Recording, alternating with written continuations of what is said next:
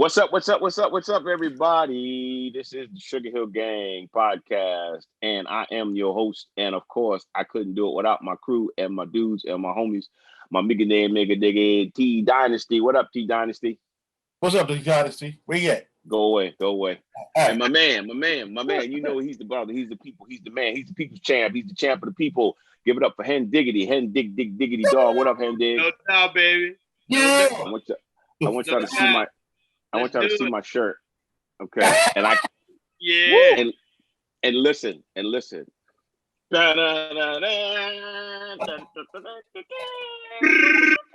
a drum roll and everything. I gotta say that today is a special day because we are joined by himself, His Highness, my man, Pops and Pans. Give it up for the man, the myth, the legend, the presence, ladies and gentlemen, Dougefresh.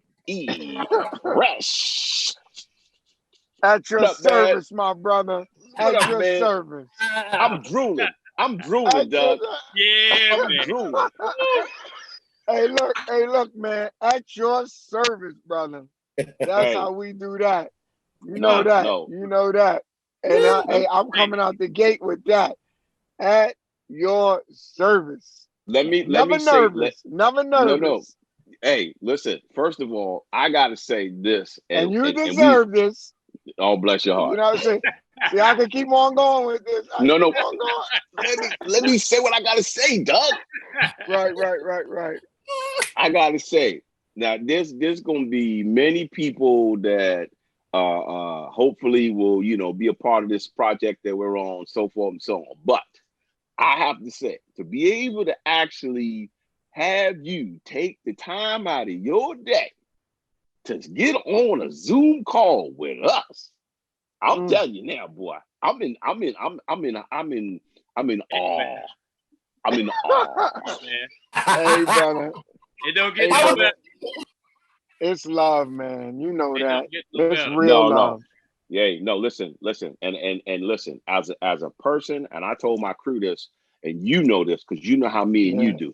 You know what I mean? A person, as a man, as a father, as a God knows, as a business person, man, I have so much love and so much respect for you, and you are, man, you are the genuine article, man. So. Brother, I appreciate it, and I appreciate you. And we've been like this since day one, man. And let me tell you, man, and the energy vibrates through the whole crew, man. I mean, honestly, whenever we were out there or we get to do an event together, it is always a treat. It is always a treat. Always. It is never. It is always a treat before and after and during. Yes. All of the above. All of the above. Yeah. You know what it is, man. Energy don't lie. Energy don't lie. It don't. That's energy don't lie. You can't fake it. You can't fake that, dog. Nah. And you've been across this thing, man, backwards and forward, and you done dealt with some of the, major, man. If it ain't there, it ain't there. I don't care who it is, dog. That's you know what I mean? Right. You're right, G. You're right. And with us, though, I mean, and this is why I'm glad you brought that on, is because, of course, I took that hiatus, man, and, I was gone for 20 years. And, that's crazy. That's crazy. That's unreal, right? When you saying it, it's like, like, I'm saying, like, and I remember when you stepped off, and I remember when you was on, and I remember one time we was in the hotel. And we was in the hotel, and you was in the room, and I was like, and you was living good. I'm not gonna even say, how well you was living, but all I can say is that I was walking by the room, and then you stopped and you talked to me, and I was like, damn, he's living good. Damn, I like his lifestyle. Yo, I said, hey, look, and I'm gonna leave it like that, and I remember that day. But the only thing I'm saying is after that. When you took that hiatus, that was crazy, man. And honestly, it was something that I wondered why, but as time went on, I started to understand why. Mm-hmm. And you know what? Mm-hmm. And you know what? And you know what too, G? That's so crazy, man. Is that I think that what you did, the hiatus, and all of what everybody might look at it as, is that, you know, saving yourself. And I always say this: you could be financially rich but spiritually bankrupt. And I Ooh. think that, and I tell you, man, that what you did is save your spirit, because there was things that were trying to destroy it, and you naturally, based on you loving yourself, readjusted, reevaluated, and then Yes, sir. as if like you never missed a beat. Which like a no, no. rapper, like a rapper when the record skipped and you just still on beat. That's how you came back. You know I'm keeping it 100. No doubt. Nobody listen. Nobody, and I'm gonna keep saying this again. And then you I'm gonna stayed talk in this. shape. You stayed in shape. Come on, B. You know, I mean, like I could break you down on this. I ain't gonna even go hard, but look, I mean, I be in the room doing push-ups saying, I gotta keep it tight like G. I gotta keep it tight like G. Hey, everybody was looking at him going, yo, you better work. Hey, you better keep your game right. Hey, it's like an unspoken unspoken word. Yeah. You just looking at him and you see that tricep thing, you be like, it's like he said, you better keep the game right, boy. Look at the tricep. Look at the tricep. You seen that tricep? No, look at that. Hey, I can play horseshoes with that. I can play horseshoes. Hey, that's what I'm telling you. Look, I did 400 push-ups this morning. I said, yo, I'm going on with Sugarhill Gang. I was like this. I swear on everything. I did 400. I did Dougie, 400. get up, go away. Go away. And you know I'm telling you the truth. I did I do. 400. Yeah. Listen, Yeah, man. listen. But that's what I mean, though. But that's the point I'm making.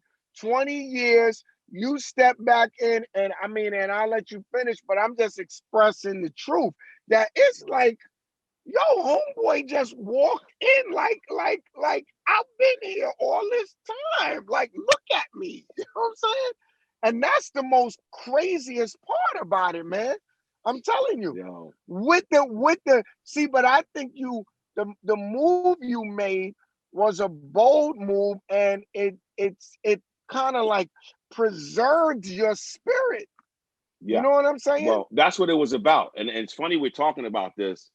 And that's why I love you so much, because you've always been in tune. You've always been in touch with my rhythm. You know what I'm saying? But absolutely. When it was exploding, and I because I've always been the kind of person that wanted to win. I've always been that person. That's my upbringing. You know, despite my childhood, I was always giving. That's obvious, B. That's like that's obvious, yo. But go ahead, I'm not gonna stop obvious, you know. So I mean, and I couldn't figure out. And this is funny because I'm just really talking about this for the first time. At the time when I left, I couldn't figure out how to win anymore. I had won, but I was losing, and I didn't like the ideal, and I didn't like the feeling of losing. And I couldn't figure out how to make it work. So I figured that the best thing for me to do at that time was to go someplace else and start all over. Literally. That's a powerful move, though, man. Because I mean, for you to see yourself, for you to see yourself, though. And you know what, though, I'm gonna tell you, and as much as I have looked and studied and observed y'all and observed you specifically for a very long time, and I'm gonna just tell you that, and this is my truth, that the key to longevity, obviously, one of the components that I see in that particular formula is humility. I think humility is a key component, right? But I also feel that even looking at you, that it takes a lot of confidence. It takes a lot of confidence to step away from something. Like, it's kind of like, here, you can have it all. Here, take it. You know, you can have this, you can have the girls, you got the money, you could do this, you could travel, you this, you that.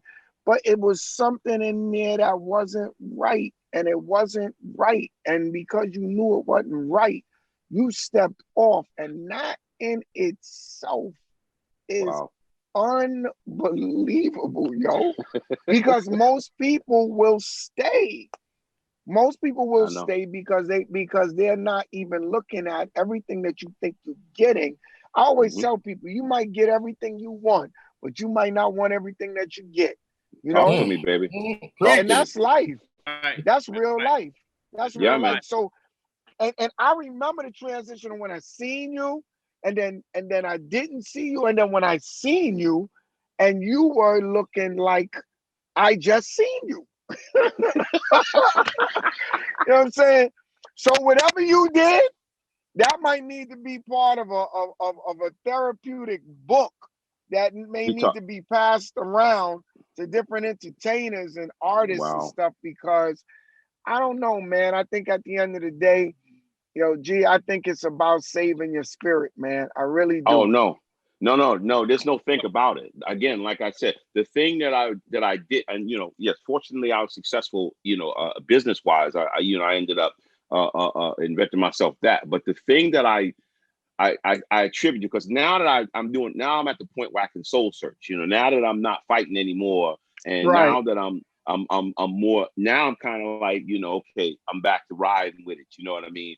I have a chance to search my soul. You know what I mean? And search and go through. Where it is, when I'm out and about and I'm moving around and I'm doing my thing, man, a lot of times I reflect. I'm a thinker anyway. You know what I mean? That's right. That's why we connect too, because you're an analyzer. You're an analyzer. Right. Like we'll be in a situation, and this is one reason why I love you too, because we'll both be in a situation, right? And I like to watch you come into a room, because the way you come into a room, you don't speak first. You don't speak first. And see, I do the same thing. I come into a room and I'm checking everything out in the room, and I'm seeing who's in the room, and my mind is, and I'm trying to get it. And I need to know whether or not, okay, should I dive in, or should I let him get in the middle, or should I get behind Diamond, or should I lay in the cut, or should I let Mike do his thing? And I watched you do the same thing. So I observe, brother. You're right. You are right. So that's what I've been always. I don't even think they know how much of a relationship I've had with you over the years, and how this has been like this kind of like it's been this connection thing, man. That's been constant, we don't have to say nothing. We don't have to say nothing. We don't have to say nothing to each other. I just can look in your face. I can look in your eyes, and you can look in my eyes, and we there. And we always right there. And I'm gonna tell you, I gotta be honest though. There was one thing that shocked me that I never thought. Man, when I seen you play them damn drums on that little video, and I seen you, and you were standing up there, and I seen you go to work on them drums. I remember talking to you about it later. I said, I never knew he could play those drums like that. Did y'all see the video? And did you see the video I'm talking about? Well, we see it all the time because we play live. We play with him. We play. No, but but I'm saying I never seen him play. I mean, and it was like crazy because it was like a little set, and he was just standing. He said, "Let me show y'all something," and he just grabbed the thing. He just grabbed the sticks. Hold on, let's make. You got me? I'm there. He grabbed the sticks and he started hitting it. I said, this is crazy. I said, I didn't know he. I mean, I'm talking about like, I'm a guy that I can tell the difference between if somebody can play something or, you know what I mean? You know. So you really play. I said, I started out as a drummer, Doug. I started out as a drummer as a kid. So that's my pedigree. That. So we come from, I come from a jazz background. My dad was a trumpet player. We had a studio over there in Jersey when we left Brooklyn, because I come out of Bed-Stuy. So when we left Brooklyn, we went to Teaneck, and my dad built a studio, and he was doing a whole lot of things. So I got to playing the drums because it was something to do in the studio. So I came up, and I transitioned to DJing from that, and then from DJing I started rapping. So that's why when you hear me rap, right? Yeah. So that's why when you hear me rap, it always sounds very syncopated. That's why my raps are very syncopated, because I hear the words as beats. I hear anytime. The first thing I do when I'm writing a song is I try to beat, not beatbox, but I try to do the words as beats. So you see what I'm saying? Yeah. You think like a drummer, right? I mean, that's you could see the beat. Yeah, because the way you rhyme on a beat, it's like a precise accuracy. Right, you are completely locked in. I'm locked in. Yeah. Now this makes sense. Now this makes sense. On YouTube, Doug, you see the live from Singapore. We did the F1 2 years ago. We did it live, and it's all of us playing. You got Wonder Mike on the bass. You got G on the drums. You got Henry on keyboards and vocals. You got me on keyboards, vocals, and percussion. God rest my soul. Rob on keys. Yeah. You got Melly Mel in the front doing vocals with me. Yeah. So Doug, okay, and listen, this is not enough time. Me and you could talk for 3 days. Right. We can go all the way in. And then wait a minute. And then the other thing is, as many times as we've seen each other, as much as we know each other, as close as we are together, this literally, Doug, is the first time, and then you notice that we didn't have anything going on but just us talking. You know that, right? Absolutely. Because we're probably the two closest people spiritually in this whole thing. Sir. But time wise, there's always something that's coming in there. Yo, G, yo, Doug. Right. And Doug, and I'm a sidebar real quick. You know, a lot of times what we do, and you know we do this, whenever because you got people, I got people, we're always around people. So you and I always try to somewhere between get that little corner. Right. Me and you are going to cut. And as soon as we get into it, here go, G, we got to da-da-da. Or they be a Doug, we like, you know the deal. And then so it's always like that. Yeah. Doug, I just want to say one thing else too, man. Out of all the shows that we've done together, when I first see you, we always say to each other, it's on there. You bring the best out of me, man. You do.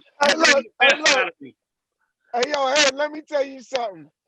I've seen a lot of people. I've seen a lot of hype men in my days, brother. I done seen from one extreme to the next, but I'm gonna keep it so real. I mean, and this is no disrespect to anybody else, but man, let me tell you something. Every time I see you, you give 1,000,000%. Unreal. And you know what? I'm gonna tell you something.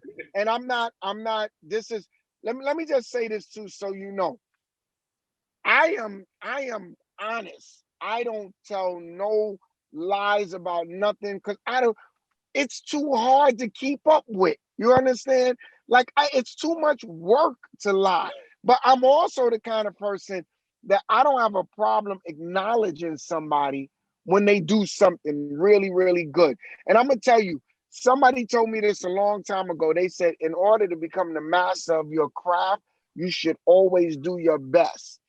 Every time I've seen you in any situation, whether we was up in that snowstorm when we were doing an event there and it was a small, intimate family, right, in Connecticut, or if the place was packed, I've always seen you carry the heart of what I feel Sugar Hill represent. You understand?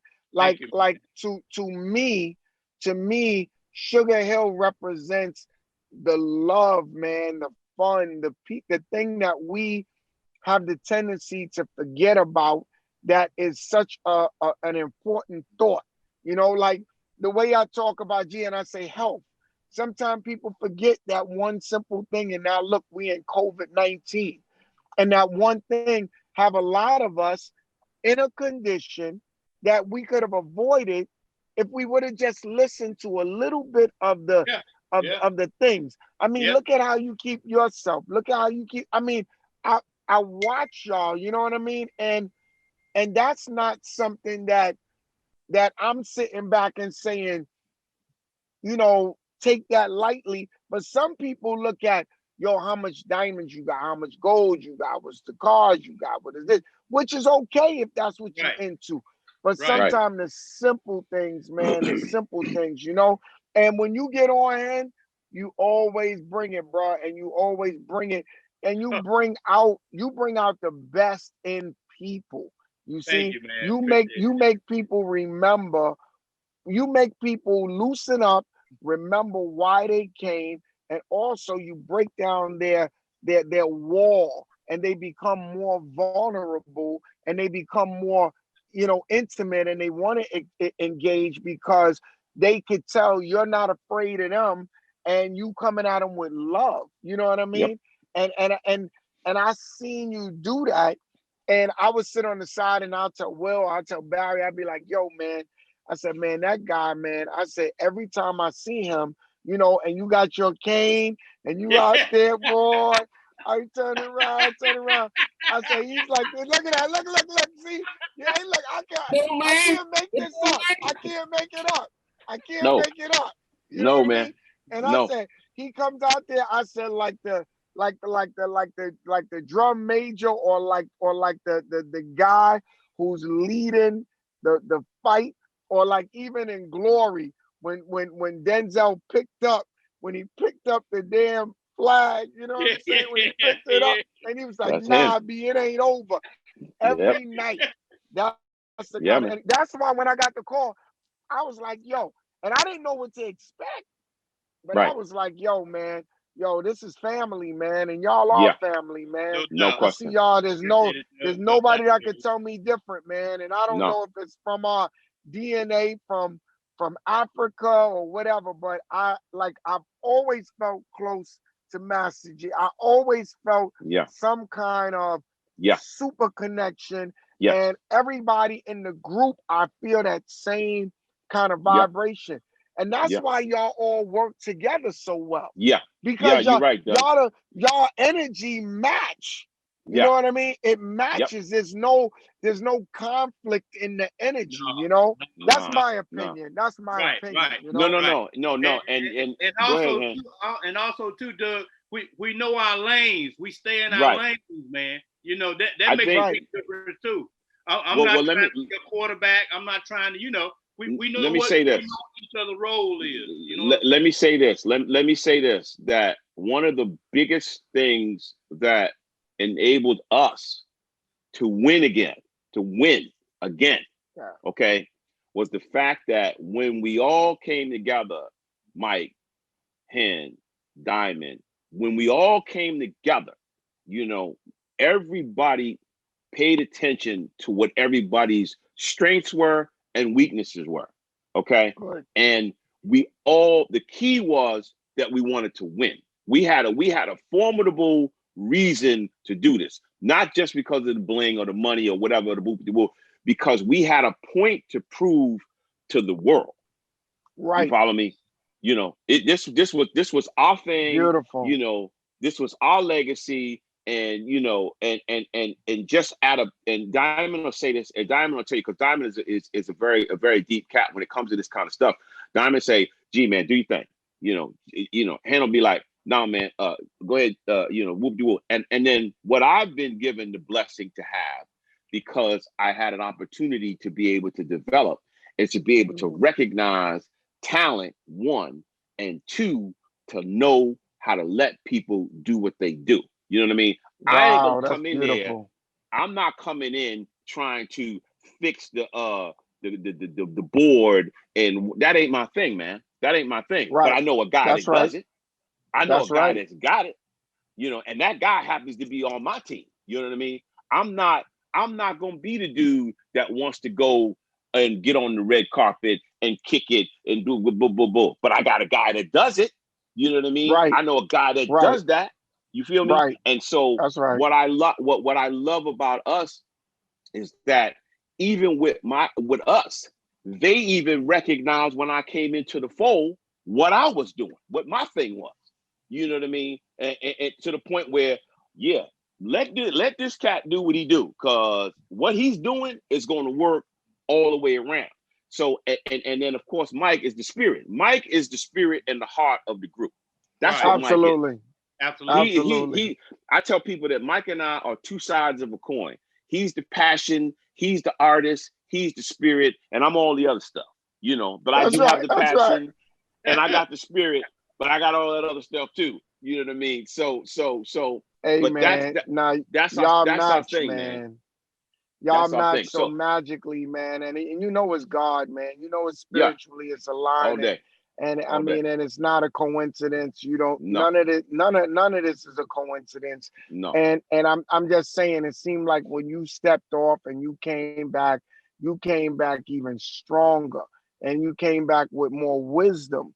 You know, Well, yeah, and I gotta tell you this, man, and I gotta say this too, so everybody understand. Most people don't make it through what you made it through, and they don't make it through to stand here and be as alert and as intelligent and as sharp as you are, and being able to still be here. And the one thing you said before we started, which was this thing about the changing of the times, you know, and it takes humility to go to be a part of the changing of the times, because you have to let go sometimes of everything that you knew, everything that you thought was right.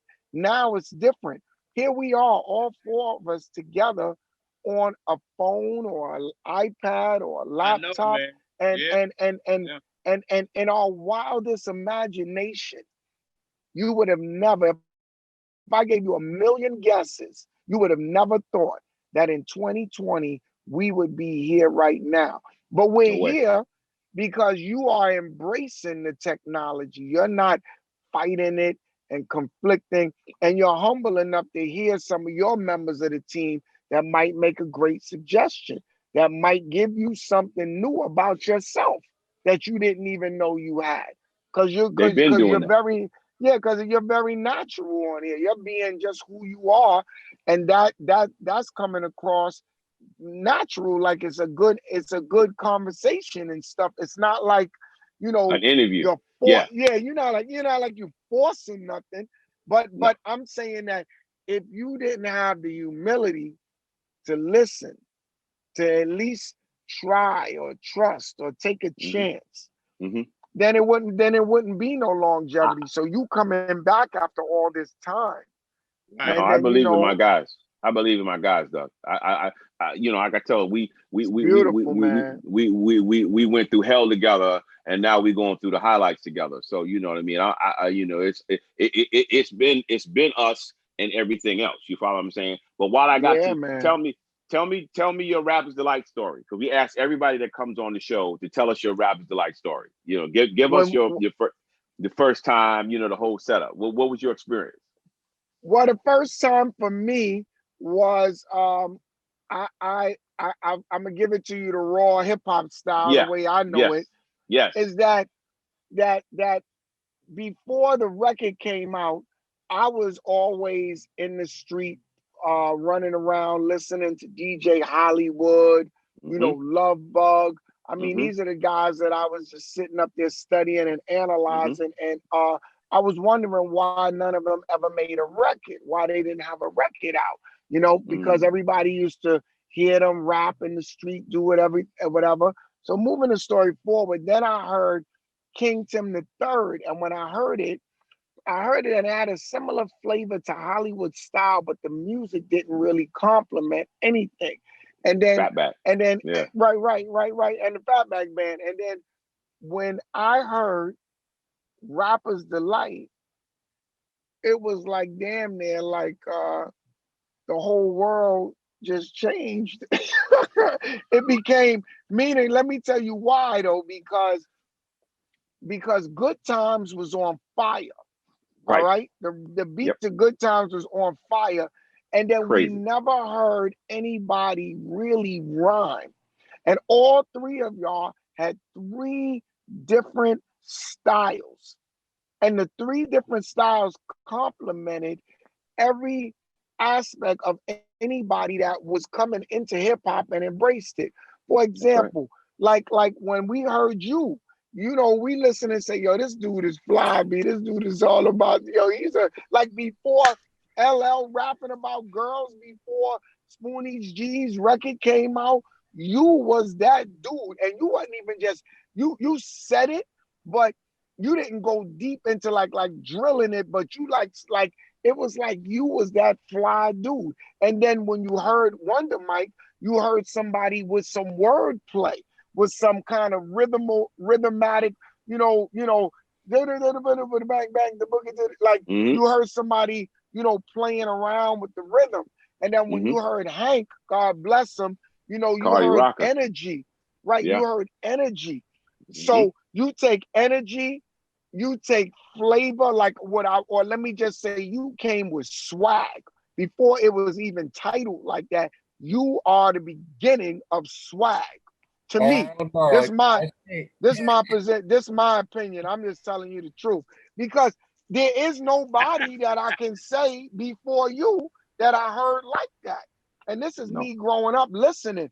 And then you heard the wordplay of, you can hear Wonder Mike was a guy that was trying to play on words. And then also, you know, he's coming with a little bit of a story, and the story is cool, but you was really moved by the wordplay. So when I heard all of this come together, it was like a bomb, because it was like an unstoppable force. You had the hottest track in the country, all right? And then in the beginning, doom, doom, doom, doom, that sound like Scorpio, okay? On the street level, like so you hearing break dancers coming on, and you going to a real Zulu party or something, you heard that beat, right? So I'm breaking down the math of this thing. So I'm hearing that, and then all of these different styles coming together, and all of y'all delivered. Nobody came up short. You understand? Sometimes somebody comes up short. Right. Nobody came up short. Nobody. No. Like, yo, I seen haters sitting around saying, yo, I'm waiting for one of them to be whack. I'm waiting for somebody to be whack.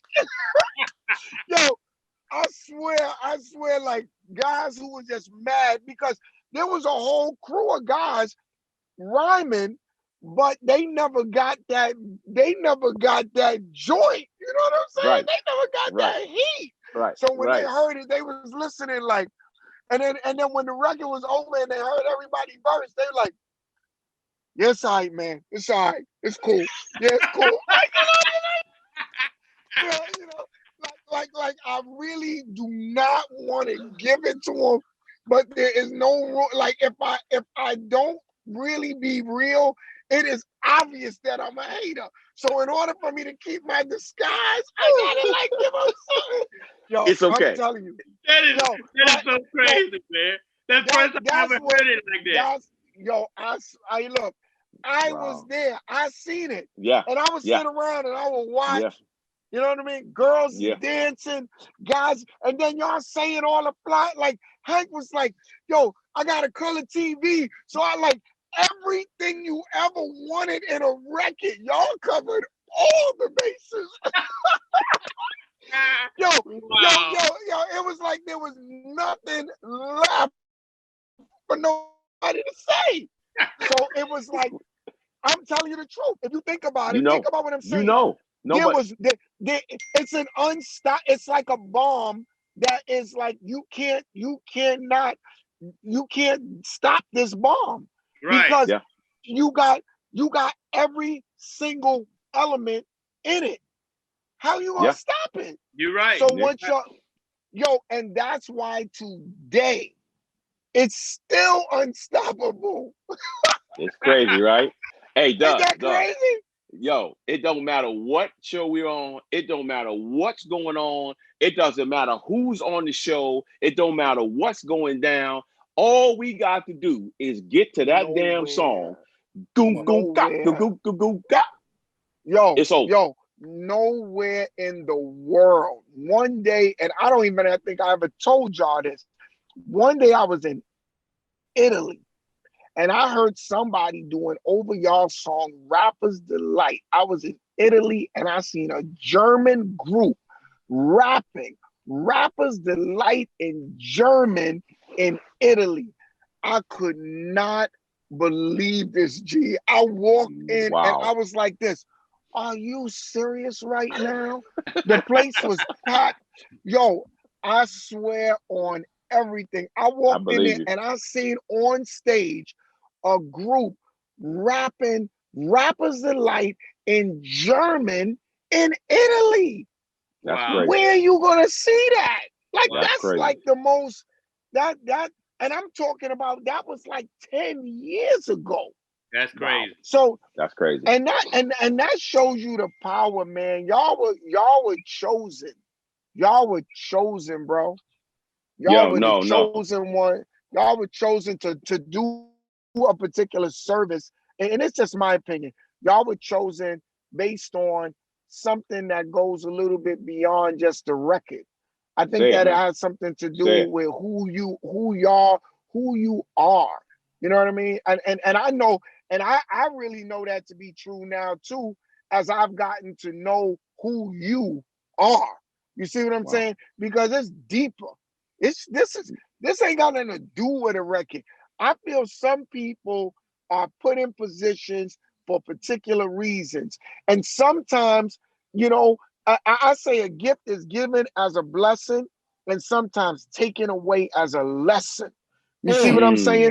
And I'm telling you, some y'all were the ones that were supposed to open up the gate. And amongst the guys who was considering themselves the elite, the high level, the skill, whatever, the one component that they were lacking, in my opinion, is humility, man.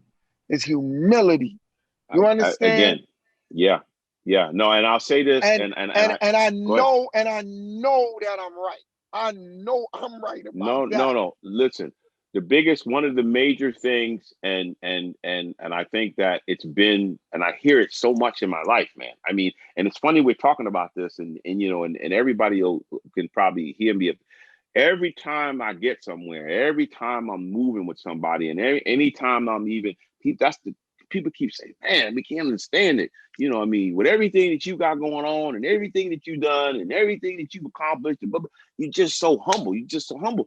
And the thing that it becomes, you know, now we're talking about it now, but the thing that it always has been something that it's just a part of my nature, is that I just feel like I'm just doing what I was given the ability to do. You know what I mean? Not, you know. And you ain't even thinking about it. You ain't even thinking about it. No. You just doing it. You're just doing it. And that's what I'm trying to explain. And you've been that same way. You've been this same way. That's why I'm telling you the story. 20 years when I seen you, and being completely real. And when I've seen you, it's like you made it. You made it so that you stopped and put things on hold and say, "Yo, you good? Yo, you all right? Yo, what's up? Da da da. Blah blah blah. Yo, okay, all right. Yo, I see you." And I was like, "Yeah." We was talking, and then I didn't see you anymore. And then when I seen you again, the same energy match from that time till now. You know what I'm saying? So I don't try to tell people to believe in what I believe in, but I know what I'm saying. I know that I know I'm an honest person, so I know that what I'm saying, I'm not saying it like there's no money I'm getting from this. There's no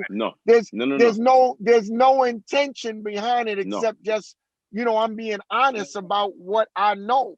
And y'all were chosen to be the ones to open up that portal, bro. Y'all were the ones chosen to open up that portal. It has become the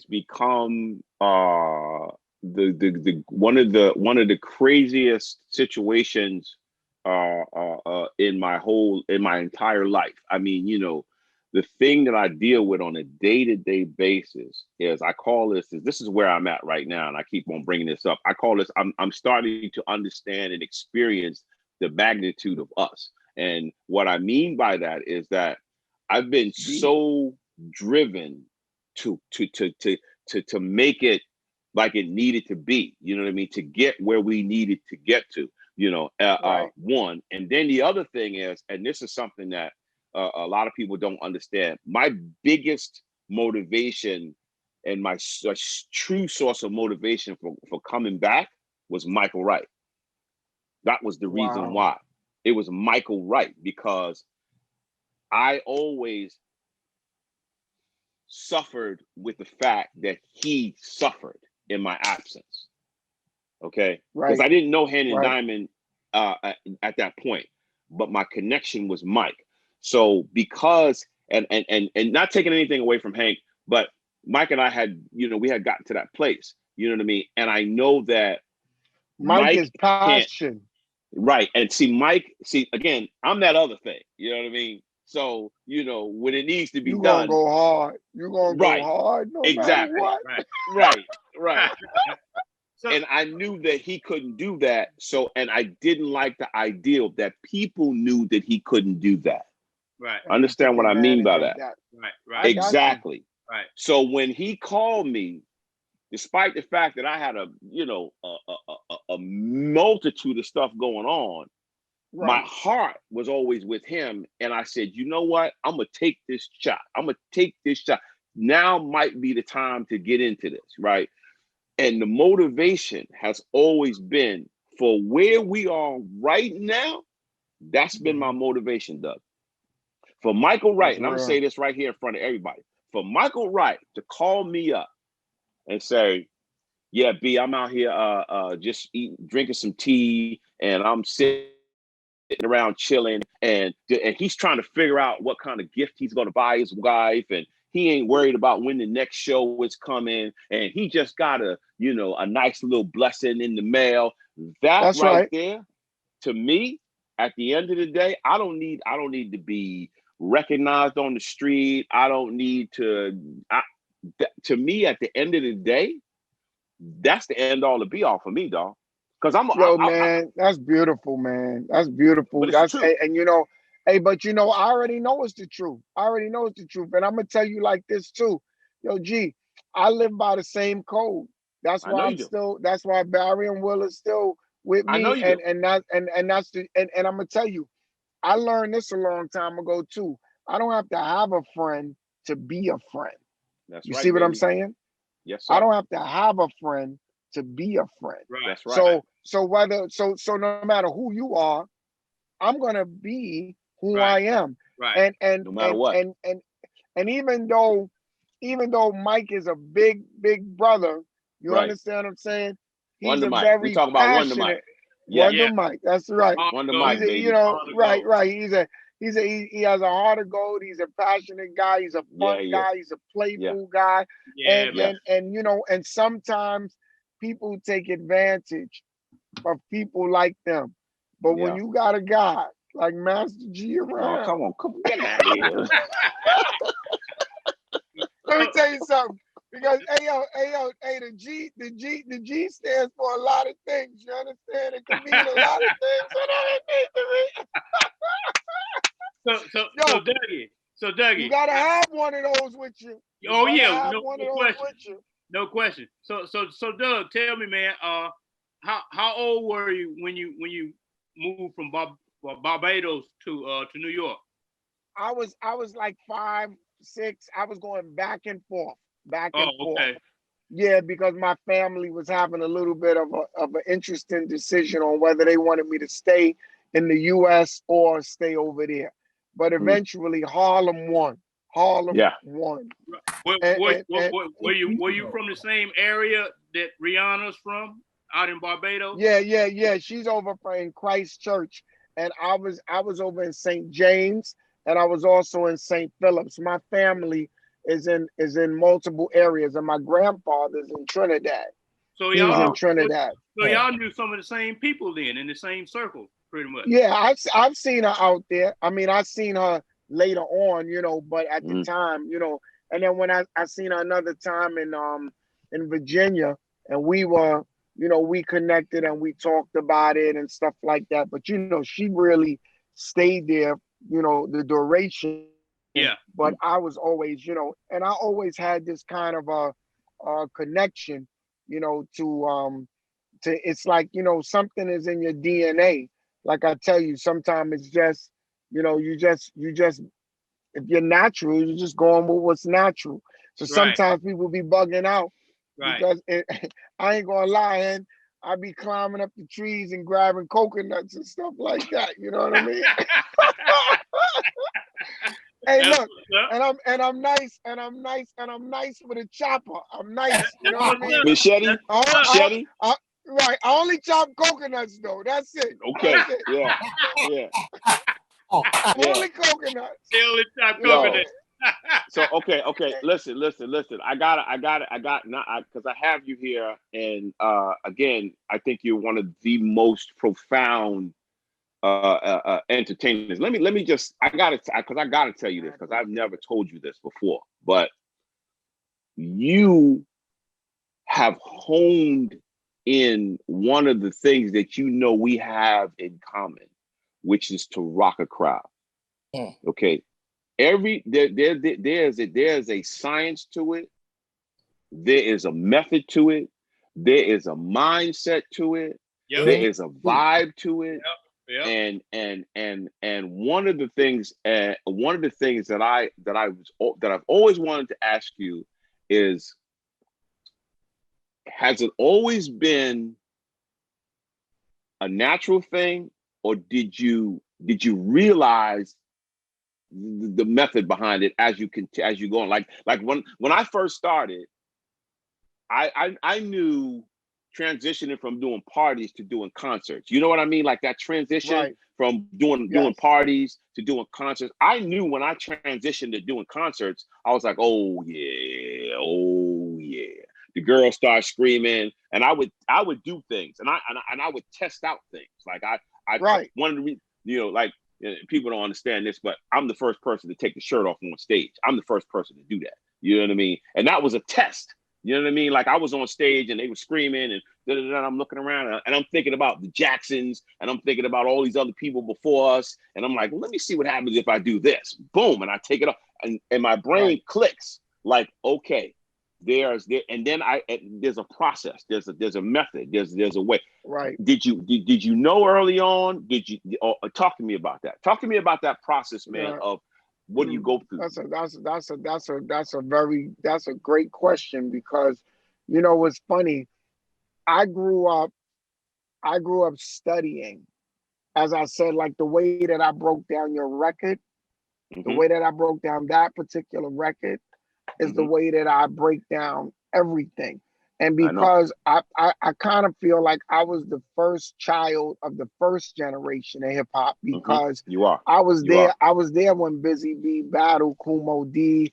I learned from Hollywood, just being up under him and running around, and Love Bug and Busy B and all of the different people, Spoonie G passing by the store, and just being able to look at, like I just feel like there was a certain level of integrity that each artist carried that I respected.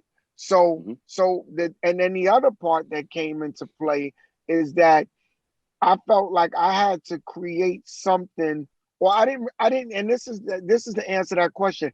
I don't really think I felt like I had to create something, but I created something because, once again, Barry said, hey, yo, that thing that you're doing, man, you should call it the human beatbox. And I said, I'm not doing that. He said, yo, I'm telling you, man, you should try it. Because I used to play the trumpet, but they cut the music programs in my school. Wow. So what happened, right? So Okay. they cut the music program in the school, right? And my teacher used to tell me, I came to school, and this is where me and you have this in common. I went to school, and the teacher said, when I moved to Harlem, like the whole Barbados thing and coming into Harlem, he said, my teacher name is Brother Lee. He said, what instrument do you want to play? I said, I want to play the drums and the percussions.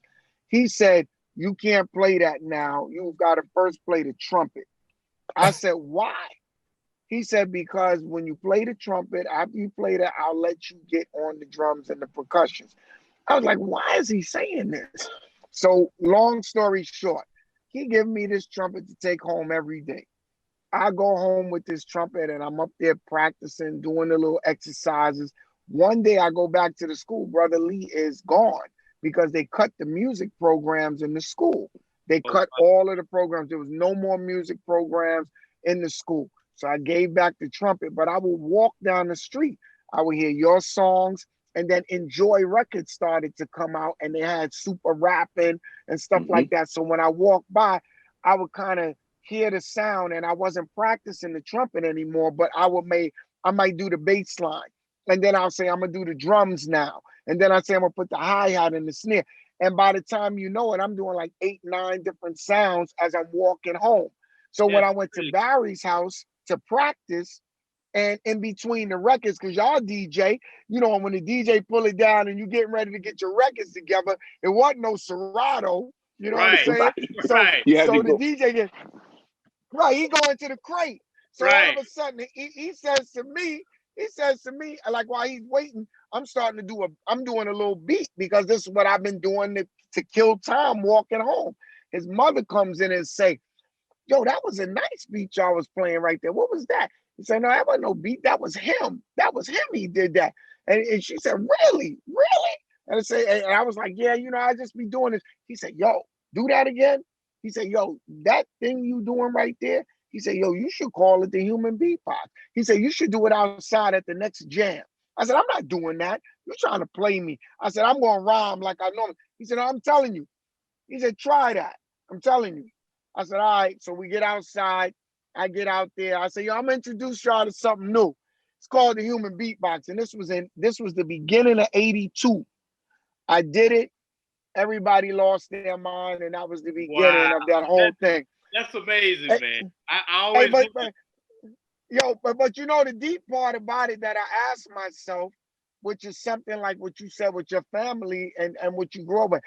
I say to myself, would I have ever created the beatbox if Brother Lee never made me play the trumpet? Or would I have ever created the beatbox if the music program wasn't cut from the school? And then the story gets crazier because Brother Lee is Spike Lee's father's brother.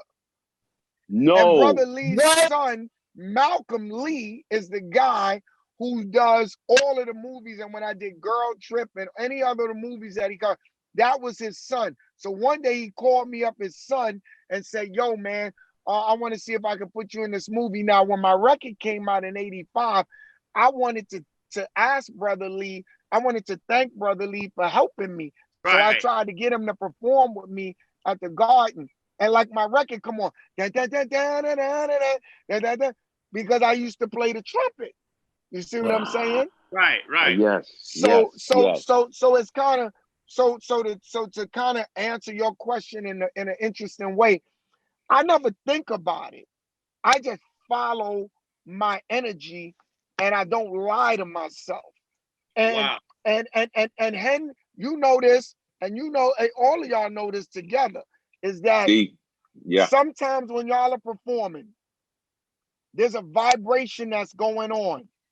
Say it. And if you allow the vibration to just be as it is, and you just let that vibration carry, and when you're doing it from a pure heart, and when you're doing it with a clean spirit, the energy is gonna rise so high that nobody like I never get on and say, and I swear, I never say, oh, I'm gonna battle so-and-so, or I'm gonna be better than him, or I'm gonna crush him, or I'm gonna, you know why? Because I'm not even there for you. I'm there to serve the people, yo. I'm a servant for the Creator. And I'm just a vessel that's channeling energy. And at times, that's right. I don't know what happens sometimes. I just go with it, man. And I'm not afraid of it. That's the other piece. I'm not afraid of it. You see? Like when he told me to do the beatbox outside, and I was skeptical at first, I pushed all of that question mark out of the way. And when I Yes. did it, Yes. it channeled, and then that was the beginning. That was the That's beginning, and that's No, man. you know That's amazing. interesting, right? It's interesting how Totally. things happen, right? Yeah. Totally. Totally. Doug, every time we see you in a different place, see you in a different venue or in a different atmosphere. You always bring the same thing. It's that same vibration. And I gotta ask you, bro, with this month about to be, over, and the next month about to be so damn important. How you feeling, man? I'm gonna tell you, man. Look, I feel that at the end of the day, we are gonna be all right. And I feel that way no matter which way it go. Because look, if our ancestors made it through this, if our great ancestors and just the bloodline that we come from, that's what I'm telling you. I don't think it's a coincidence that all y'all are together. And I'm gonna tell you, if you really analyze it, I took a trip to Ghana, and in the slave ports of all across Africa. They had some in Senegal, they had them in Nigeria, they had them in Ghana, and and if you go in there and you see how the people were taken from different areas and taken on a ship and sent to Barbados, sent to Trinidad, sent over here to St. Vincent, sent to America. Biologically, brothers and sisters and cousins and all kinds of relatives was completely disconnected. And sometimes, you may not really believe it because it's so far-fetched. Sometimes you might just be with your damn cousin right there, or your brother, or somebody from a blood-related relative kind of energy. Because I think that we underestimate the power of the DNA. I don't think that the slave masters underestimated it. That's why they were trying to put different people together to create a certain kind of baby.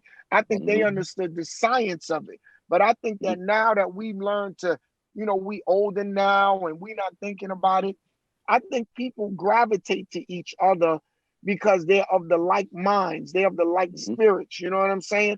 And I just feel like look, y'all do events, whether it's a white event, Black, Latino, Asian, whatever nationality it is, you cut through. The energy just cuts through. Why? Because the energy is pure. And that's the part that people don't understand. So I'm not doing anything tricky. I'm just completely That's why I asked you, aligned Doug. with being That's why I honest. asked you that. That's why I asked you that, because at the end of the day, again, with all this other stuff connected to everything that has happened and so forth and so on, and people notice, man. For me, it's about getting out there, man, and just vibing, man, and just doing our thing, man. And you heal people with it, man. I see people walk away. I study y'all and walk away as a student. I study. As much as somebody may think I'm a teacher, I'm a student first. And I'm sitting on the side and I'm studying it and I'm looking at it. And I'm saying, and I'm enjoying it. Yeah. I'm enjoying it. You know what I'm saying? So as I'm studying it, I'm enjoying it, and I'm watching how. Do you know how many people's lives y'all made better? When I see him run out in the crowd and he just like lights up the damn crowd because nobody would have thought. Because nobody would have thought he would have came down to them. You know how deep that is? Yeah. That's a deep thing, yo. That's very deep. It's a simple thing. It's simple, but it's deep. It's like saying, I'm not looking, you don't have to look up at me. You can look directly at me because we here together. And that's the magic of what y'all have been doing for so many years, man. And I'm telling you, man, I'm telling you, y'all, not only thing that will stop y'all is you. Yeah, if you decide. If you decide, because if you keep the spirit that you carry, it's never gonna die. That's why what you said about these times, no matter who wins the election, the one thing that will never change is the spirit of who we are. You see That's what I'm right. saying? That's right. That's right. It's just that will never change. Yeah. You can't stop this. No.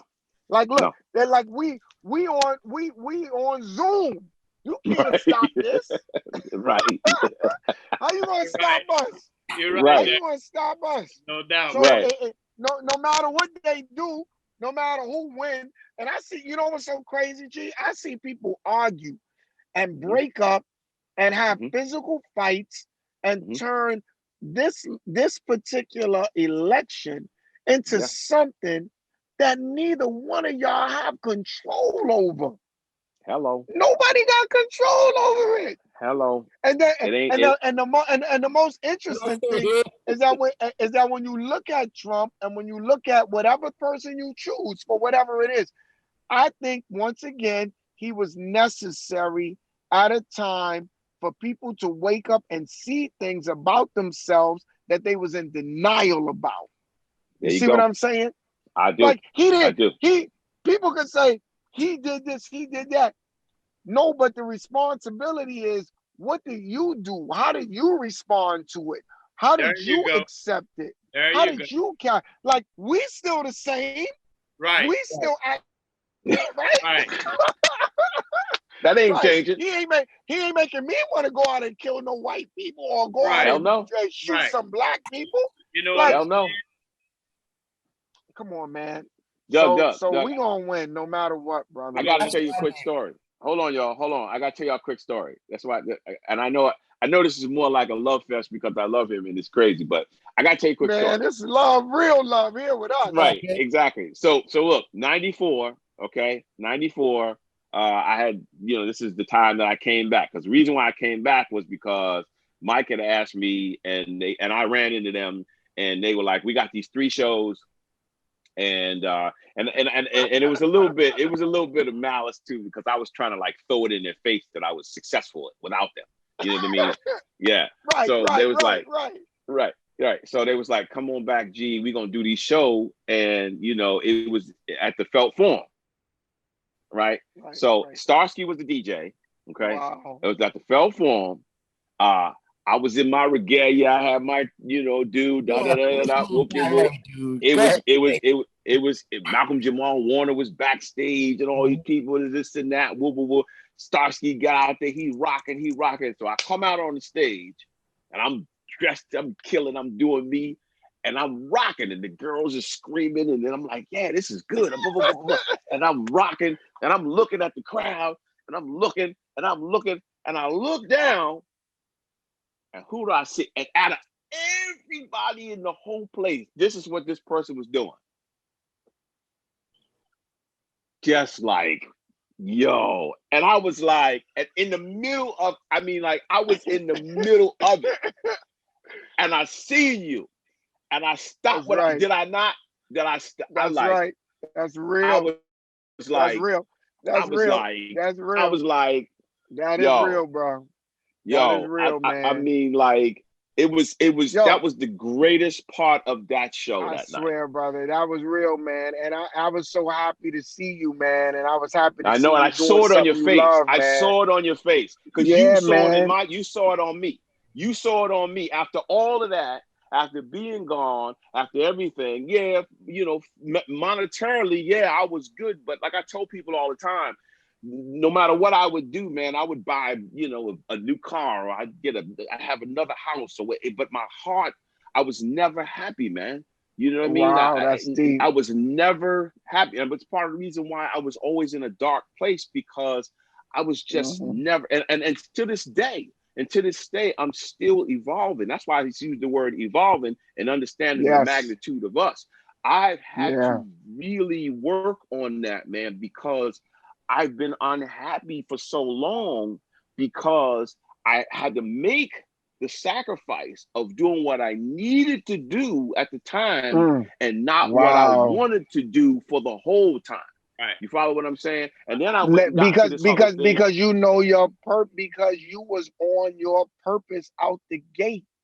That's what I'm trying to explain. You was on your purpose out the gate, but all of the ways that it was set up and the manipulative and the disrespect and the taking advantage and all of the other things underneath all of that is what stopped you from being able to be monetarily secure while you stayed on purpose. So you went and handled staying on purpose. You know who I talked to about this same kind of subject? LL. LL was talking to me and he said, and I'm telling you, man, he said to me, he said, yo, I wanted to continue to make my records and do everything that I had to do. He said, but yo, things wasn't right over there at Def Jam, and they wasn't really, making things right. He said, I made a call and I asked for something or asked, was I going to be able to get something? And the person's never called me back. And after I seen that, he said, I got on a plane and I went out to LA and I said, I got to put my grind on to survive, to secure my family. And, and that is the biggest problem with this particular thing. And that's why, when you came back, Wonder Mike couldn't do that by himself. You understand? See, and you see, it's about it, and it's not to take nothing from him. I'm just saying that certain people are built certain ways for certain reasons. Right. And I just feel like if let's go all the way real. If Sugar Hill would have structured these things in a very honest way for the artist to survive, not to say that there wouldn't have still been problems, but I think that you would have been able. I would have never left. There would have been no reason. I would have never left. I would have never left. There would have been no reason. I would have never left. I would have never. It was. This is my love. This is my love. Not just your love, bro. This is what you was here to do. Right. Yeah. This is look. I don't even think you fully understand what I'm trying to say. Like, yo, I'm gonna go all the way in now. I ain't go. Since y'all got me on this Zoom, I'm going all the way in. Look, let me say it to you in this way to make you really understand. I'm telling you that if you look at this whole hip hop thing and you look at the basic foundation and the fundamentals of the role that y'all played in this particular thing, this particular record, right? I don't really think you understand that you were picked to do that and look at everything that has come from it. Do you understand what I'm trying to explain? Look at it's like somebody putting a seed in the ground and then you got nothing but trees everywhere, or you got all kinds of fruit. Now, they all are not the same, but the seed did that. You see what I'm saying? And I'm saying that the same way, not making it religious, but the same way, Moses was chosen, right? To take the people out of Egypt, out of bondage, right? I think that everybody has a chosen role. Like, I don't think it was a coincidence that I was playing the trumpet. I don't think it was a coincidence that I created this fifth element in hip hop, right? No, I don't think that this is a coincidence. I just think that we think it's a coincidence because we don't understand it. Right. And we got so used to it. See, you so used to being you that you don't even understand who you are to everybody. I'm telling you the truth, bro. Like, you so used to being you that's why even after you came back, it was like, yo, he's back. Like, because sometimes people make you believe you not who you are. Yeah. And if you let them make you believe that, you not who you are. Right. But if you can remember, who you are, nothing nobody say will ever stop you from being who you are. Right. And that's why I'm saying that it never sat right with you, because you was just doing something to survive. Right. You wasn't doing what was your purpose. When you shine in your purpose. Now, It's natural. You ain't even thinking about it. It's like when I see you playing the drums, you was like, yo, I could do this all day, B. What you want? Like I'm telling you the truth. I seen it, and that's what made me respond to it. When you in your natural element, it's no work. There's no work to it. No. You just doing what you supposed to do. And that's what I'm telling you. That's what I'm telling. And I wanted to ask you, when Hank, and see, this is the other thing. There was so much negativity in that particular thing that Hank might have said, yo, I gotta do this to survive. So I gotta submit. I gotta submit to something that my spirit know ain't right. But I gotta survive. And it might be selfish, but or maybe I don't know what's going through his mind, but you understand, that's how deep the sickness is. And I know you even understand it more now at the level that you on now. When you was younger, you probably was looking at it like, yeah, okay, that's how you move it. That's how you move it.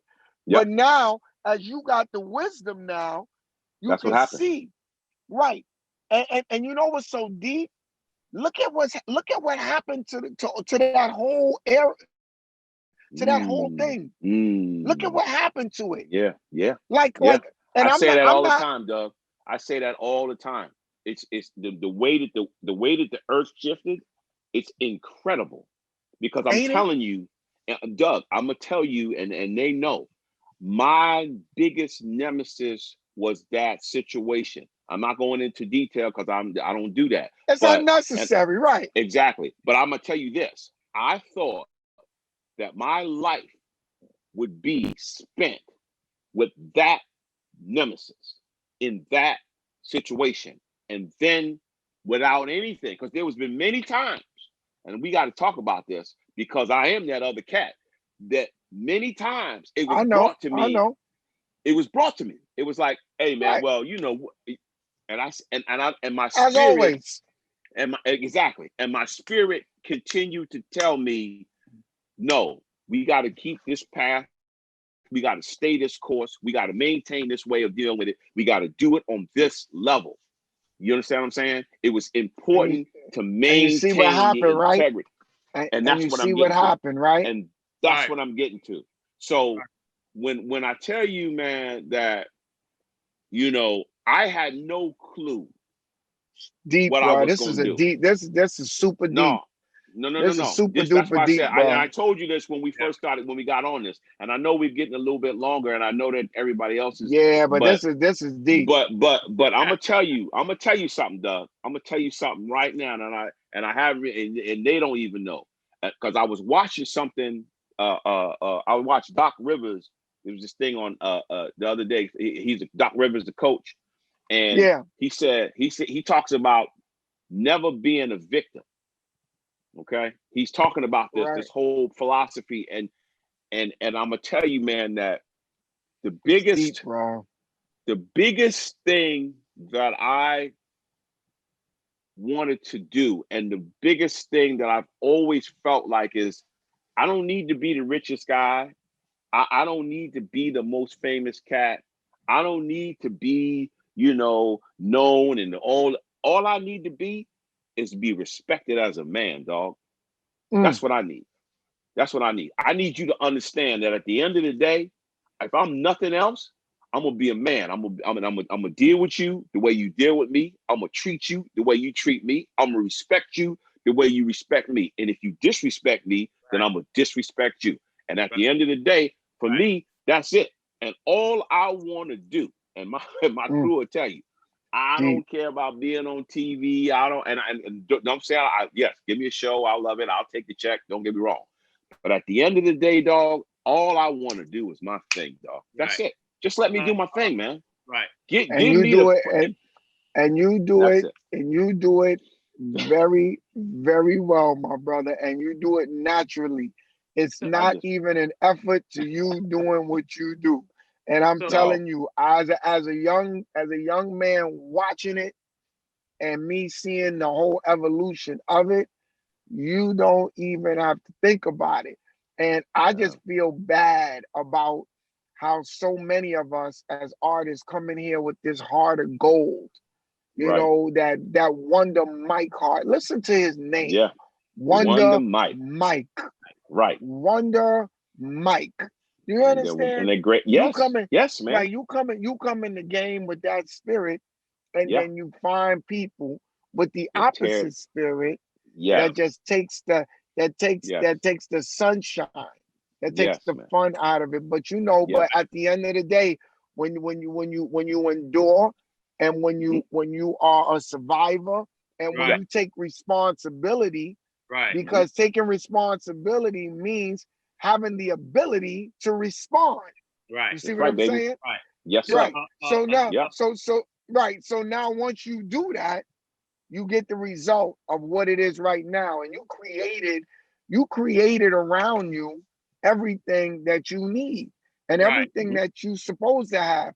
And you still got Mike right there. And everybody is still where they need to be. And I'm gonna tell you, bro, this is the sickness that has been contaminated, not you. The same way you are that seed, there was a sickness in that seed too, and that sickness is that nobody could say the white man did that, the white man did this. We have to take responsibility for the things we do to each other as well. I tell people this all the time. When a dude is running through the hood and he's busting off and a kid gets shot or a mother gets shot and you acting like that, there's no different in that mindset of that guy and the mindset of an officer, a white officer who is abusing power. These two guys are just in two different bodies, but the mindset of that person is the same. You can try to separate it. You could say this for this one and that one, but no, the mindset is a problem. And dig this, and now we could go deeper. That probably Sylvia and her husband, they learned that from somebody too. No. Stop. No, that's exactly what happened. And see, we never touched on this. And I'm telling you, I know what happened. And it took me years. Because I love Sylvia. Right? I don't get right. I'm gonna tell everyone, and I tell people this all the time. Not only do I love Sylvia, but I love her with all my heart because she gave me so much. But I had to get, and not only did she give me so much, my first business model was Joe Robinson. He was the first Joe because told me, look, come on, he was that dude. Doug. No doubt about that. He had limited education, but he was smart as shit. Yes. And he was successful, and he was a black man, and he had swag. He was classy. He was smart. So, but I had to get past my emotional turmoil about them. But the way that I've done it, good, and that is the way. But it took me a long time. But the way that I did it, the basis of the way that I did it is that I know that it was done to them. And in those days, that's what they did. See, you and I, and moving forward, like in my family, like I have children too, and I know you have beautiful sons too, and I have beautiful children. I would never do to my children what was done to me as a child.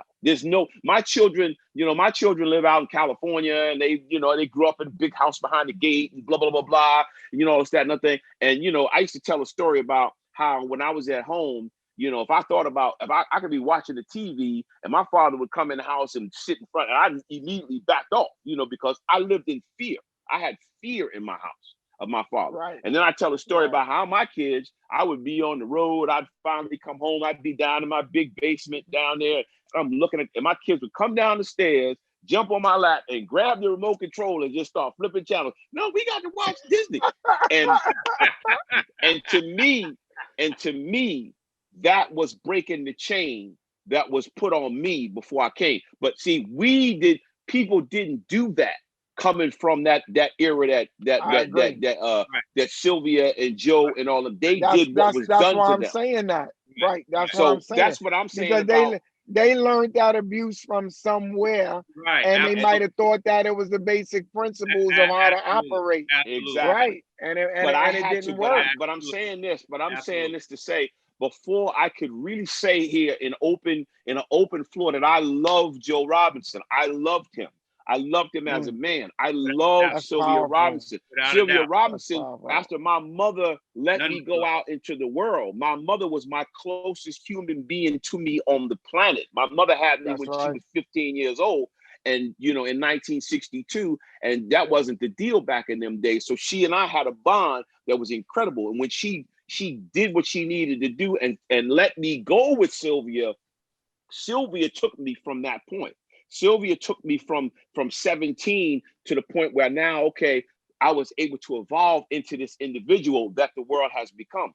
But it took me many years to be able to say on a platform that I genuinely still love her and I genuinely still love him and I don't hold it against them what they did, because I think what they did it out of learned behavior, dog. That's like you put the crown. You put the crown. I'm done. I'm done with this. We gotta go. We gotta go. On the conversation. Oh my God. But man, I'm gonna tell you, man. Oh my God. This platform that y'all have right now is a platform that I think that y'all are gonna do so well with this, from the perspective that and let me tell you why. Because I don't think people get to talk real no more. I think that everything is surfacey. I think we can't. I think everybody is affected, and if you say something, everybody is so sensitive. If you say something and a person only take that little piece, they make it seem like this is what you meant. And I think that based on where y'all coming from and the spirit y'all carry, man, there's nobody that can come on this set to me and feel like there's anything other than brotherly love, man. And that's really what this whole thing is, man. The thing of it is, and you know this too, that part of my makeup was to be reclusive. That's part of my DNA. I'm a very, you in the cut. You in the cut. like deep in the cut. Yeah. And you come in there, I've been in there several times. I'll be like, yo, where's the guy? They be like, yo, you see right over there. But Doug, I gotta ask you this one question though, man, before we wrap up. Did you know when you did the dance, invented the dance of Dougie, did you know it was gonna catch on worldwide like that? Did you know that? No, not at all. Because I'm telling you, was it something you just did on stage and it caught on? Yo, y'all. I don't know if y'all question game is so explosive on here that I can't. Let me tell you, this is how that whole Dougie thing started. Once again, Damon Dash called me up and said, hey, I'm doing this movie and I want to reenact the rooftop. I don't have that much money, but Dougie, can you come out here and do it? I've watched you perform in the rooftop all the time. I said, Dame, I'm going to come up there. He was shooting it in Canada. True story, very quick one. I said, LA Sunshine, why don't you come with me? Why don't you introduce me? Because, I didn't, LA is my man and LA is my guy who I've always studied and talked to. So long story short, he comes up there, he introduces me. So I'm on stage and I do Rising to the Top. I'm doing the Dougie, I'm dancing and all that. And all of that dancing stuff started up at the rooftop and Broadway International because in Harlem, you dance. You see what I'm saying? And when you grow up around that, you just do it. So when I got on stage, rappers wasn't dancing. So, but I was dancing because that's what I did in Harlem. So now when I did this movie, check this out. When I did the movie became a street hit. The Rich Porter Outpost story. Have you ever seen that? Oh yeah, movie? yeah. Absolutely. Right. Yeah, right. Course, Paid in full. Paid in full. Yes. Yep. Of course. So long story short, Cameron did a scene in the movie where he was having sex with the girl, and he said he was doing the Dougie while he was having sex with her. So a lot of young kids watched the movie. Right. And then this kid in Texas named Little Will called me up and said, "Yo, man, I'm doing a video. My mother been coming to your shows. I know who you are. Can you come out here? I got this dance called My Dougie." And I was like, "Really?" So I went to Texas. He asked me to do his video, and I'm seeing him do the dance, and he's doing the things like I'm doing, and he made it off of Cameron and also the performance. Then some kids from LA went to Texas and seen the dance. And when they seen the dance, they came up with teach me how to Dougie, right? Wow. Because they wanted to. Now look at how this thing happened. I'm dancing in Harlem. I'm dancing in the clubs and rooftop. I do a favor for Damon Dash. I jump in the movie. Cameron acts like me. And then this kid in Texas takes the dance. And then he calls me, and I'm just supportive. You know, I'm just going with it. I go out there and I'm in the video. And then these kids in LA see it, and then they may teach me how to Dougie. And then they came to Harlem and they said, "I want to meet Dougie." So then they came to my house, right? This is a true story. They came to, I said, "So yo, why don't you do this and put this to it and do this?" And they said, "All right." So then they went up to the Rucker and they performed up at the Rucker, right? And after they performed at the Rucker, everybody in the street responded to it. So then BET called me and they said, "Yo, these young kids made a dance and they talking about you in the dance. Do you think you could support them because they some new kids coming up?" I said, "All right." I said, "No problem. I think it's good. Let me go out there and jump on them with it." So I got on with them and performed. After that, the whole thing went crazy. I went to the White House and Michelle Obama. I'm up standing next to Michelle Obama. Yo, G, I'm standing next to Michelle Obama. I said, she said, "I just want to ask you one thing. Am I doing the Dougie right?" I said, I said, "You doing the Dougie?" I said, "I never seen nobody do the Dougie like you. You do the Dougie. It's the best. It's the best that I've ever seen. I've never seen it like that." Now let me show you. This one thing that happened in Harlem triggered another thing, and I did a favor for somebody in a movie, and then I did a favor for a guy who was a young kid trying to do a video, and then these kids went there and seen it, and then they came to Harlem and wanted to meet me. Then I showed them something, and then they called me and asked me to come to BET, and then the next thing you know, this thing turned into what it is. Worldwide. Ain't that crazy? That's incredible, man. Listen. That's why I just go with my spirit.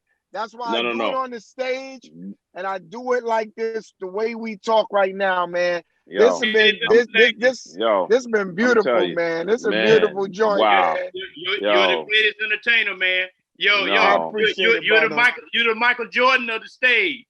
Brother, I'm learning every day how to continue it on. I think we got unfinished business. So after COVID, I think we're gonna be where we supposed to be. And they're gonna be thirsty. And they're gonna be thirsty. Yeah, they are. Thirsty, right.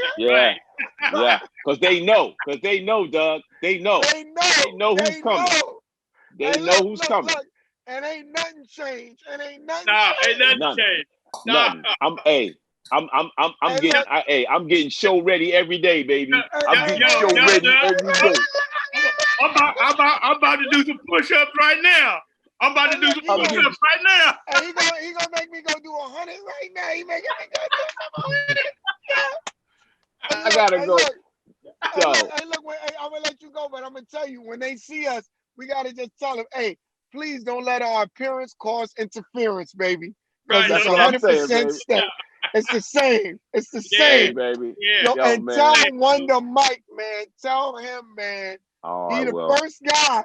He's the first voice ever Yes, on sir. wax. He's the first First voice of hip hop. Right. First voice of hip hop. First voice. That's right. He's the first voice. That's I tell, deep. hey, I introduce him on stage that way, Doug. I tell everybody he is the deep. first. He is First, the first. Yeah, he is the first voice on the first commercially successful The hip hop first. record in the world. He is the first voice that the world heard. He is. So I call him the first voice of hip hop, and that's the truth. Crazy. And Yo, that's it's who he is. crazy. That's It's unreal. crazy, man. Unreal. It's crazy. Right. And you know, it's so crazy because his voice made everybody like what Yeah. this is. Like Yeah. if I gave you a taste of something Yeah. and you ain't Right. like it, you spitting it out.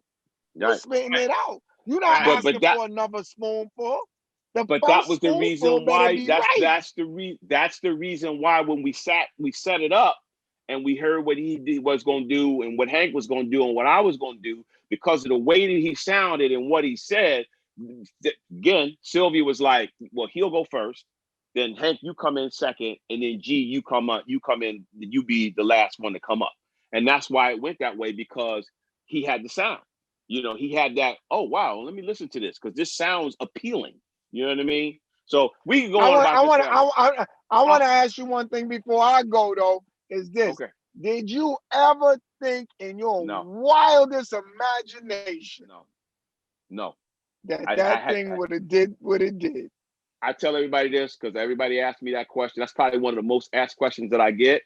I thought, and you can appreciate this, I thought it was going to be big in the tri-state area, period. I thought, and you know what I thought? My whole thing was, if I hear it on BLS, if Frankie Crocker plays this record, I've done my thing. I was like, this is going to be all right. And it was going to be big. And he was my hero. Frankie Crocker actually was my role model. That's who I was aspiring to be. But that's a whole nother story. But my thing was, it was going to be big in the tri-state area. If it got on BLS and Frankie Crocker played it, then I had done something. That's what I thought, period, point blank.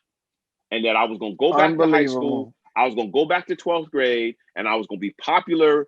Finally, for the first time, I was going to get some vindication about being one of the real popular kids. You know what I'm saying? Right.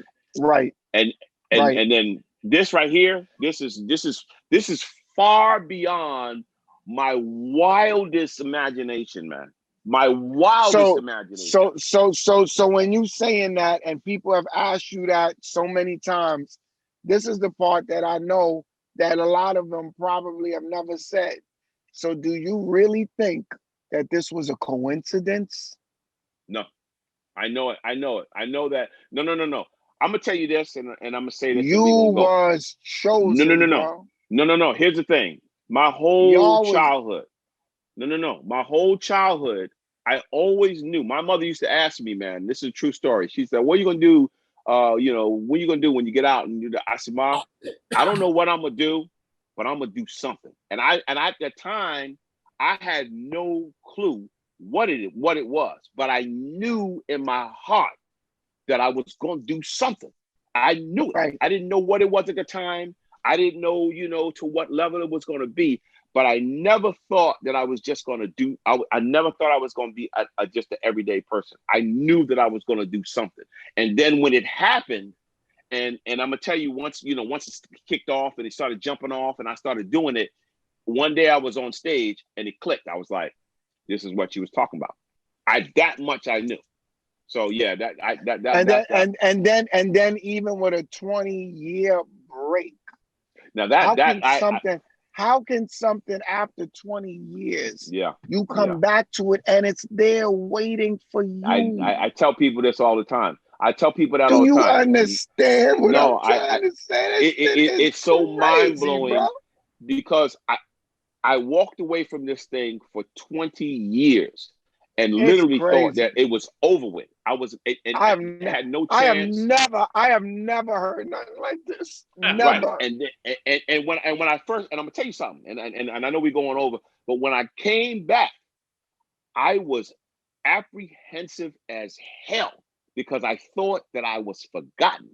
And I'm telling you, man, when I started running into people and when I started going on stage with these guys, when I started doing this thing and I kept doing it, and one of the biggest things that happened was when I first got back, Mike had been doing things and everybody had been doing things. So again, me being the person that I am, I said, I don't deserve, because before I left, I was a star. You know, I was the one that was, you know, whatever. And I was the quarterback at that point. But when I'm touching 20 years, I'm gone 20 years. I don't deserve to even come up and be like, okay, well, you know how it was back in the day. I never came in with that thought. I'm thinking, okay, you know, Mike has been doing it, Hen's been doing it, Diamond, and I did my thing. I fell back. But what started happening was little by little, everybody kind of was like, first it was like I was back here, and little by little, everybody was kind of, first it was here, and then it went like this, and then I was like, and I started realizing like, it's gonna be back, it's back, and they're gonna let me do me, and then I just, and from that point on, I went ahead and got back in the slot. You know what I mean? I went ahead and got back in the slot, but I didn't walk in the door because I was so apprehensive. There's no way that I'm gonna be able to pull this off after 20 years. You just got to get in where you fit in, man. Man, I love you, man. Get off. It's like I a love seat. you, man. It's like a seat that was waiting. I love you, man. The seat was waiting. I love you too, I love man. You. I love you so much. I just gotta let you know, yo, man, it's real, man. Yo, y'all brothers, man. I appreciate y'all so much. Come on, man. I really do. Thank you so much for doing this, man. I know that your schedule is. I know your schedule is crazy, but for you to stop and spend this much time with me, man, and spend this much time with us, man. Come on, man. You know how I feel about you. You know how I feel about you. But I'm telling you, man. People lie, but energy don't lie. No, you can't fake it, man. That's right, my brother. You can't fake energy, man. You can't fake it. People lie, but energy don't lie. That's right. That's it, baby. I love you so much, man. Thank you so much, Doug.